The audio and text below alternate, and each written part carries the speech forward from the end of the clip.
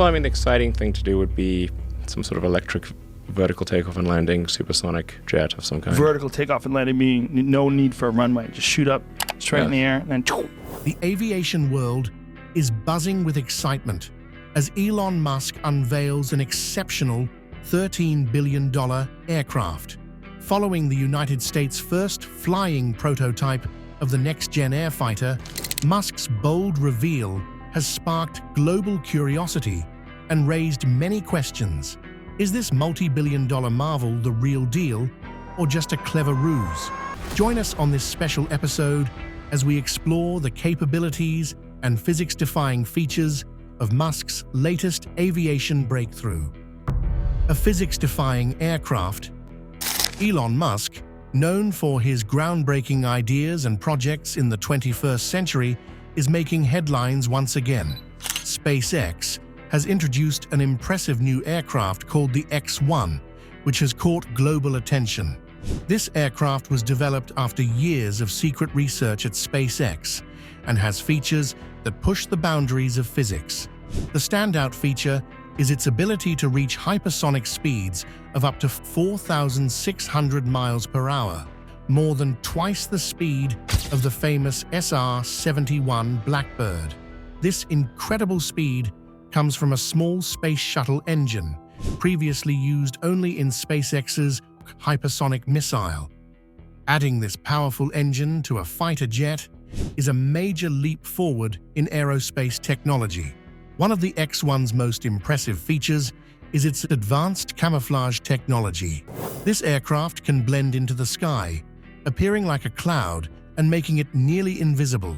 The stealth is so effective that it once caused confusion at the Pentagon, which scrambled fighter jets after mistaking it for an unknown flying object. This incident shows the X-1's potential to change aerial surveillance and combat. The X-1 is also very fuel efficient. SpaceX engineers managed to reduce fuel use by 30% compared to typical military aircraft. This boost in fuel efficiency increases its range and capabilities, marking an important step towards sustainable aerospace technology. For example, missions that would normally need several refueling stops for standard jets could be completed in one flight by the X-1, adding to its strategic value. The aircraft's weapons system is also remarkable. It features microwave technology that can disrupt enemy electronics or even melt other aircraft from a distance. At lower intensity, this system can create a burning sensation that feels like being dipped in molten metal, forcing enemies to retreat without permanent injury. This non-lethal option could change battlefield strategies by allowing the capture of enemy equipment with fewer casualties. The X-1 can also reach extreme altitudes of up to 105,000 feet, much higher than the SR-71 Blackbird's limit of around 85,000 feet. This high altitude keeps it out of reach of most air defenses, giving it unique surveillance and strategic benefits.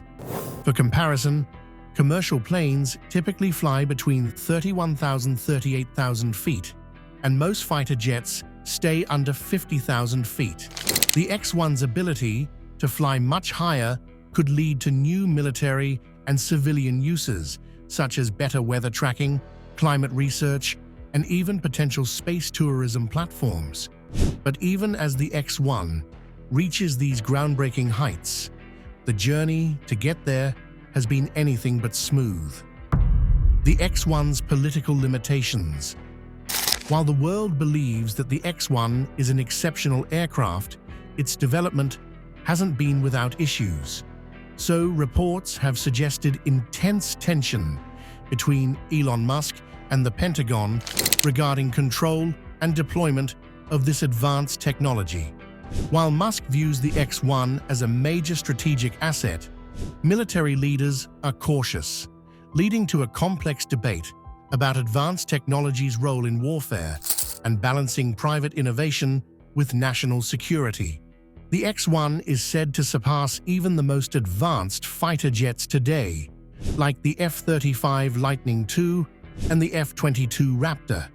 To put this in context, the F-22 Raptor is known for its unmatched combination of stealth, supercruise, agility, and advanced avionics, making it a key part of the Global Strike Task Force.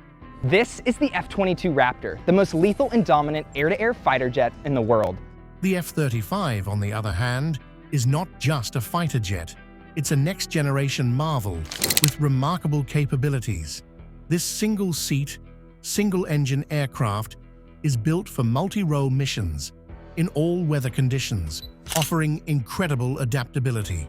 Its design focuses on precision and control, excelling at both air-to-air combat and ground strikes. Before the X-1, no existing or planned jet could fully match these jets' combat abilities. When you sit back and you think about it and you're 3 to 4 feet from another fighter aircraft, the F-35. Elon Musk's new jet makes current fighter jets seem sluggish, while the F-35 Lightning II can reach speeds of about 1,200 miles per hour, and the F-22 Raptor goes a bit faster, both pale in comparison to the X-1's incredible 4,600 miles per hour. This massive speed gap means that by the time an F-35 or F-22 reaches its target, the X-1 could have already completed its mission and returned without needing to refuel. The X-1's innovations have implications beyond the military. Its advanced propulsion and fuel efficiency could pave the way for faster, cheaper commercial flights. If adapted for civilian use, its microwave technology could revolutionize telecommunications, energy transmission, and even medical treatments. News of the X-1 has sparked global fascination with the future of aerospace technology and its impact on international relations. Some experts believe that its capabilities could serve as a deterrent, reducing the risk of conflict. However, others fear it could trigger an arms race, with countries scrambling to develop countermeasures or their own versions of hypersonic technology. Despite its potential, the X-1 faces significant challenges. Before it can attain perfection, engineers must address issues like managing extreme heat, enhancing engine efficiency, and creating new materials capable of withstanding high temperatures. At hypersonic speeds, heat management is critical, and specialized engines are required to function effectively, pushing engineers to innovate. Even with these hurdles, the potential for hypersonic technology extends beyond faster commercial travel. It holds promise for national security and space exploration. To develop safe, efficient, and cost-effective hypersonic aircraft, breakthroughs in materials, science, aerodynamics, and engine technology are essential. As scientists push forward in hypersonic advancements, SpaceX is already shaping the future of space travel, proving that groundbreaking technology is within reach. Project Space Exploration. Elon Musk's space journey began with the Falcon 1, SpaceX's first rocket, which marked a major milestone as the first privately funded, liquid-fueled rocket to reach orbit. SpaceX built the Falcon 1 to be an affordable option for launching satellites into low Earth orbit, aiming for a reliable, quick, and cost-effective launch system. This small, efficient rocket also served as a testbed for technologies and designs that would later be used in a future project. SpaceX chose to start small, creating a rocket that could carry around 450 kilograms to orbit, instead of building something larger that would risk using up their funds before they could even launch. The Falcon 1's first stage was crafted from a strong, lightweight aluminum alloy. It featured a shared wall between its fuel and oxidizer tanks to reduce weight and used pressure stabilization for added strength during flight. Unlike some rockets, it didn't need to stay pressurized during transport, but gained extra rigidity when pressurized for launch. The first stage had a parachute recovery system designed by Irvin Parachute Corporation, but this feature was never fully used for reusability. Early launches used a Merlin 1A engine and was later upgraded to the Merlin 1C, which powered Falcon 1's first stage with a mix of RP-1 fuel and liquid oxygen, producing a sea-level thrust of 92,000 pounds. This powerful engine burned through its fuel in about 169 seconds before stage separation. The Falcon 1's second stage used tanks made of an aluminum alloy designed for cold temperatures, which SpaceX planned to upgrade to an aluminum lithium alloy for future variants. The second stage was powered by a Kestrel engine with 7,000 pounds of thrust, optimized for space with a vacuum-specific impulse of 330 seconds. A helium system pressurized the tanks and controlled the rocket's position in space, while a titanium heat exchanger extended the helium's effectiveness by absorbing waste heat. Originally, SpaceX planned to reuse the first stage, recovering it with parachutes after a water landing. However, reusability was never demonstrated, and the second stage was not designed to be reused. During launch, Falcon 1's Merlin engine would start up and reach full power while the rocket remained securely in place. Once all systems are checked out, the rocket is released, clearing the tower within 7 seconds. The first stage burned for about 2 minutes and 49 seconds, after which explosive bolts and a pneumatic pusher separated the stages.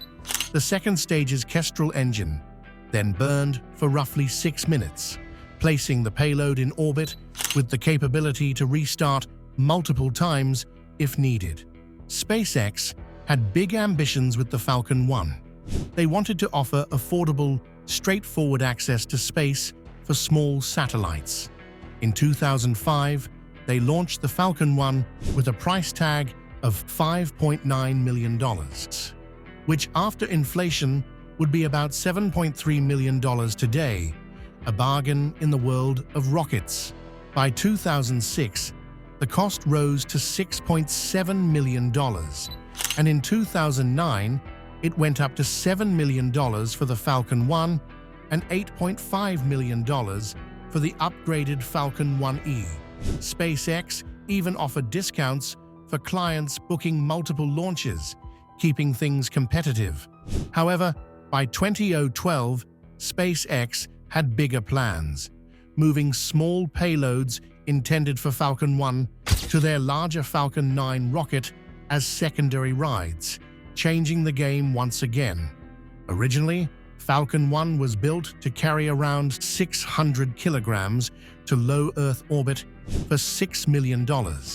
As the cost increased to around $9 million, payload capacity dropped to about 420 kilograms.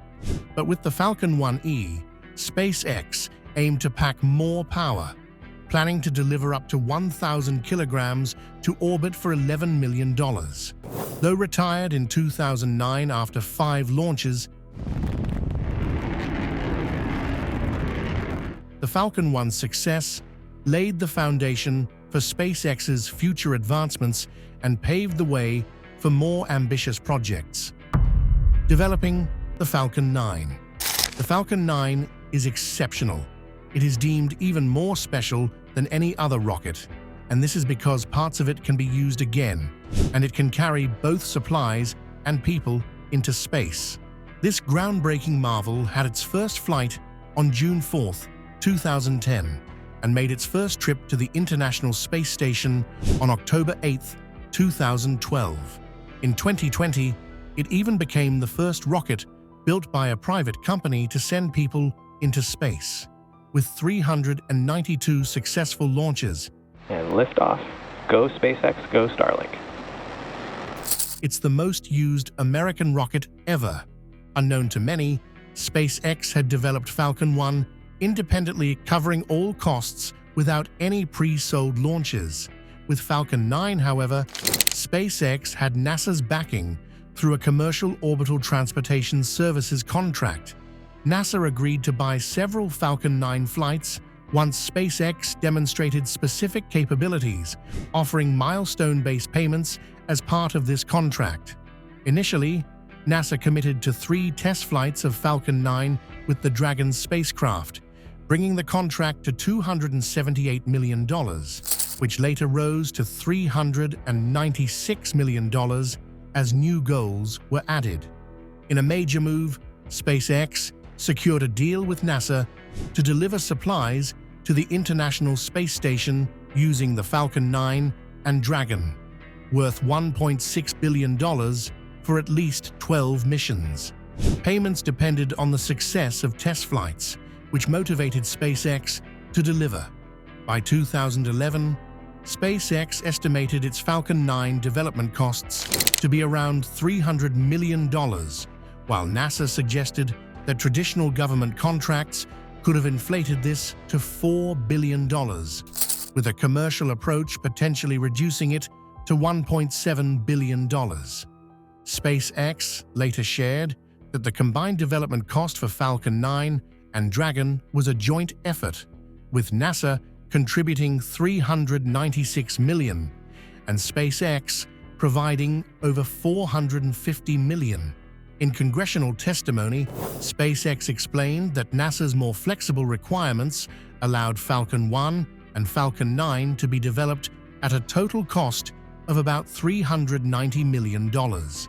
Named after the Millennium Falcon from Star Wars, the Falcon 9 was designed as a heavy-lift, reusable rocket capable of carrying about 9,500 kilograms to low Earth orbit, with an estimated price of $27 million per flight. SpaceX also announced a larger version, Falcon 9 Heavy, which could carry 25,000 kilograms. The Falcon 9 was designed for missions to low Earth and geostationary orbits, as well as for transporting crew and cargo to the ISS, marking SpaceX's next major step in commercial spaceflight. The Falcon 9's 2 powerful stages are both equipped with Merlin 1D engines, each capable of delivering an impressive 854 kilonewtons of thrust. These engines ignite using a unique chemical mixture called TEA-TEB, giving them a powerful start. The first stage features 9 Merlin engines arranged in a special octaweb configuration, while the second stage is powered by a single Merlin 1D vacuum engine, which helps guide the rocket's journey into space. In an incredible display of resilience, Falcon 9 can still complete its mission even if it loses up to 2 engines, relying on the remaining engines to burn a little longer.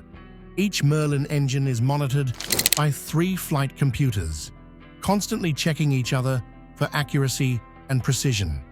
These engines can also adjust their thrust direction or vector to steer the rocket in the right direction, making them incredibly flexible in flight. The propellant tanks are built tough, using an aluminum-lithium alloy that's welded for maximum strength and reliability. The second stage tank is a more compact version of the first, made with the same high-quality materials and manufacturing techniques. Connecting the 2 stages is the F9 interstage, a super-strong carbon fiber and aluminum core that holds reusable systems for stage separation during launch. To protect satellites and other payloads during launch, the Falcon 9 features a sleek, 13-meter-long payload fairing, which is essentially a giant nose cone. Constructed with carbon fiber and an aluminum honeycomb core, the fairing can handle the intense shock waves and vibrations of launch. What's even cooler is that since 2019, these fairings have been designed to re-enter Earth's atmosphere and be reused for future missions, making them as sustainable as they are functional. Flight control for the Falcon 9 is powered by multiple redundant computers, which work together in a fail-safe system. Running on Linux and written in codes, these systems use commercial components but are built to handle the radiation of space. Each stage has its own dedicated computer, while each Merlin engine also has its own controller to ensure everything works in perfect harmony. For booster stages that will be recovered, SpaceX adds 4 landing legs, but expendable boosters don't need these. After stage separation, the rocket deploys grid fins to guide its descent back to Earth. Initially, these fins were made from aluminum, but now they're crafted from titanium, making them more durable, heat-resistant, and reusable. These upgraded titanium fins give the Falcon 9 even more control during re-entry, ensuring that the rocket can land safely for future missions. With Falcon 9's reusable booster technology perfected, SpaceX had already set a new standard for cost-effective launches. But when the Falcon Heavy took to the skies, carrying Elon Musk's own Tesla into space, it redefined what powerful, multi-purpose rockets could achieve. What era did this technological marvel usher in? The Falcon Heavy era. Shortly after the Falcon 9, SpaceX introduced the Falcon Heavy, a powerful rocket that can carry up to 63,800 kilograms into low Earth orbit or 26,700 kilograms into a higher orbit. Its first mission in 2018 famously sent Elon Musk's Tesla Roadster into space, showing off the rocket's impressive capabilities. You are looking at a live view of the Falcon Heavy. Yes, the Falcon Heavy. The idea of creating Falcon Heavy using 3 Falcon 1 boosters to lift about 2 tons into low Earth orbit was first discussed in 2003. By 2005, SpaceX had referred to it as Falcon 9 Heavy, based on the UN-flown Falcon 9. The official public announcement for Falcon Heavy came in 2011, with a test flight initially planned for 2013. However, delays pushed the first flight to 2018 due to challenges with Falcon 9 launches and the complexities of combining 3 Falcon 9 cores. Elon Musk later admitted that they had underestimated how difficult it would be. The first test flight finally happened in 2018, when Falcon Heavy lifted off carrying a unique payload, Elon Musk's personal Tesla Roadster, on a journey beyond Mars orbit. Musk had first mentioned Falcon Heavy in 2005, Zrania responding to a customer's request from the previous year. While SpaceX had explored different ideas using the Falcon 5, the best solution was found to use the reliable Falcon 9 core for Falcon Heavy. SpaceX fully funded the development of Falcon Heavy, with Musk revealing that the cost exceeded $500 million without any government funding. By 2008, SpaceX was aiming to launch Falcon 9. 3, 2, 1. Liftoff of the Falcon 9. And Falcon Heavy was expected to follow a couple of years later. Musk had also hinted at a hydrogen-fueled upper stage for the rocket. By 2011, after successful Falcon 9 missions, SpaceX was confident that Falcon Heavy could carry more payload to orbit than any other rocket since Saturn V or the Soviet Energia. SpaceX planned to ramp up production, aiming to build a Falcon 9 booster every week and an upper stage every 2 weeks. In the following years, SpaceX made several upgrades to Falcon Heavy, which ran in parallel with improvements to Falcon 9. By the end of 2016, the company shared a photo of the Falcon Heavy interstage, marking another step toward bringing the heavy lift rocket to life. In May 2013, SpaceX began building a new, partly underground test stand at its rocket development and test facility in McGregor, Texas, designed specifically to test the Falcon Heavy's powerful triple cores and 27 rocket engines. By 2017, the company successfully conducted the first static fire test of the Falcon Heavy's center core at McGregor. Elon Musk openly discussed the difficulties of testing such a complex rocket, explaining that many aspects of Falcon Heavy's design were simply too complex to test on the ground and could only be fully validated through actual flight tests. By September of that same year, all 3 first-stage cores had completed their static fire tests, and just a few months later, the Falcon Heavy's first static fire test took place, marking a significant milestone in the rocket's development journey. As SpaceX celebrated milestones with the Falcon Heavy, they were already setting their sights on the next big leap in space travel. Enter Starship, a fully reusable rocket system designed to take on even more ambitious missions, including journeys to the Moon and Mars.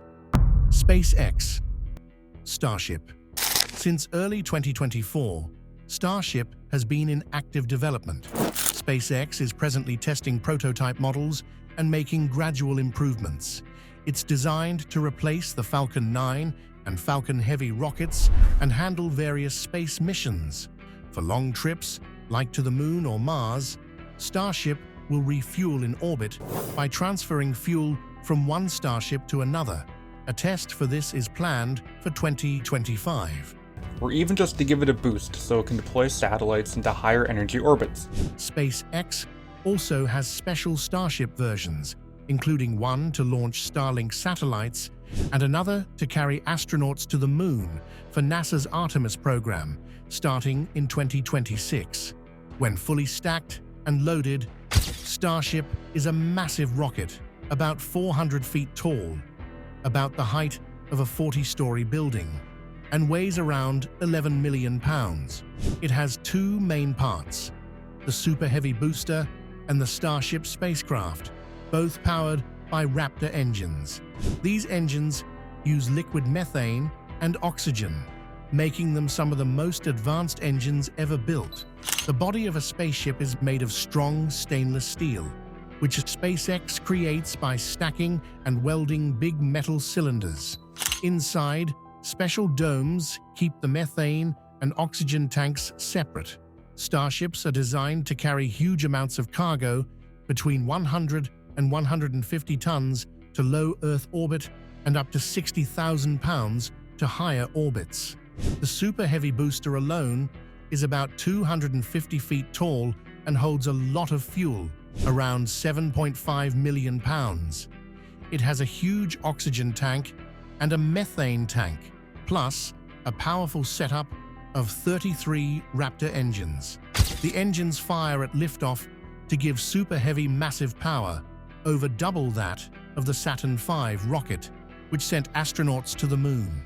Super Heavy even has grid fins, which look like metal wings, to help steer during landing. One of the coolest parts is how Super Heavy refuels in orbit. A Starship can connect to another Starship to top up its tanks, so it can travel even farther, like to the Moon or Mars. SpaceX is testing Starship with plans to use it for missions, like launching satellites or even landing people on the Moon with NASA's Artemis program. For launching satellites, Starship has a big cargo door that swings open, letting satellites out like a magic trick. It's similar to how NASA's Space Shuttle did it, but instead of a throwaway nose cone, Starship's door closes up again for re-entry. When loading satellites, clean air is pumped into the bay to keep everything safe. To launch lots of Starlink satellites, the door is swapped out for a slot with a dispenser rack, like a Pez candy dispenser, dropping satellites one by one. For human missions, Starship's cargo bay becomes a cozy, pressurized cabin with life support systems. On long trips to places like Mars, the inside might have private cabins, big common rooms, storage areas, solar storm shelters, and a viewing window. Its life support can recycle air and water, making it a mini space city. A Starship can also be refueled in space by docking with another Starship tanker, letting it go even further, to orbit around Earth, the Moon, or even Mars. SpaceX may even set up fuel depots in space. There's also a special Starship version, the human landing system, made just for landing on the moon. It has strong legs, solar panels, special thrusters, 2 airlocks, and an elevator to lower astronauts and equipment to the lunar surface. To fuel HLS fully, between 4 and 18 tankers may be needed, launching quickly to prevent the fuel from evaporating. Once fueled, Starship HLS can land up to 250,000 pounds on the moon. As for the engines, Raptor engines are powerful and built for reuse, using liquid methane and oxygen, which makes them cleaner and more efficient. The methane fuel also avoids clogging the engine. Raptor engines ignite without igniters and work at super high pressures, even higher than any other rocket engines. Each Raptor 2 engine has the power to lift 520,000 pounds. They're aiming to make each one cost only $250,000 through mass production. With SpaceX breaking new ground with the powerful Raptor engines, it needed a name to match its big dreams. Elon Musk chose quite a symbolic name, Dragon. What's the story behind the name, and what exactly does the Dragon spacecraft embody? Dragon spacecraft. SpaceX's CEO, Elon Musk, named the spacecraft Dragon after the 1963 song Puff, the Magic Dragon by Peter, Paul, and Mary. Musk chose the name to challenge critics who said his space projects were impossible. At first, the spaceship was called Magic Dragon, and they even made t-shirts with that name. In 2012, SpaceX board member Steve Jurvetson was still calling it the Magic Dragon after it completed a big mission to dock with the ISS. While the song seems like a fun children's tune, some people thought it hinted at smoking marijuana. In 2008, Musk joked that people must have thought he was smoking weed to try such an ambitious space project. Made to carry cargo to the ISS, it flew 23 missions from 2010 to 2020. On May 25, 2012, NASA astronaut Don Pettit used the Canadarm2 to grab the first Dragon capsule and connect it to the ISS's Harmony module. This was the first time a privately made spaceship met up with the ISS. Dragon 1 brought supplies, showing that private companies could resupply the ISS.